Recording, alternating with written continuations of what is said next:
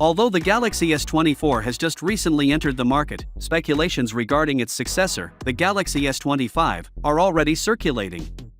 Samsung has had a similar design for its S-series phones since the Galaxy S21 in 2021, and it seems they are ready for a change.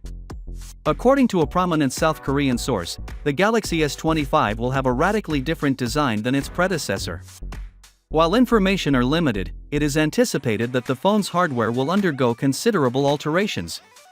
One particular piece of information that has emerged is that the basic model size would grow from 6.2 to 6.36 inches. This decision might have been motivated by the expected increase in screen size for the iPhone 16 Pro.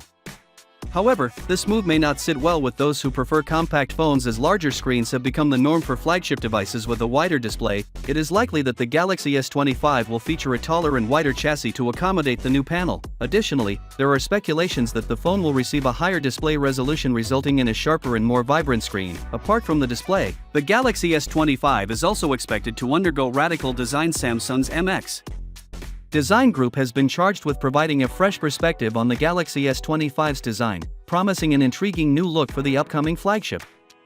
According to the latest rumors, the upcoming Galaxy S25 may not have any significant camera enhancements.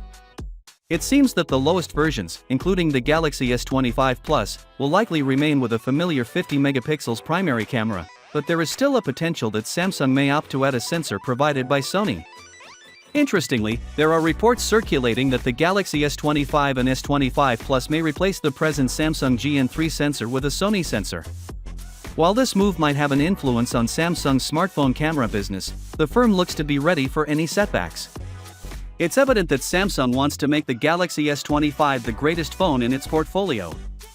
Finally, what are your thoughts about it? So with that being said, let me know your thought in the comment below, and if you are new here, please subscribe. Peace out.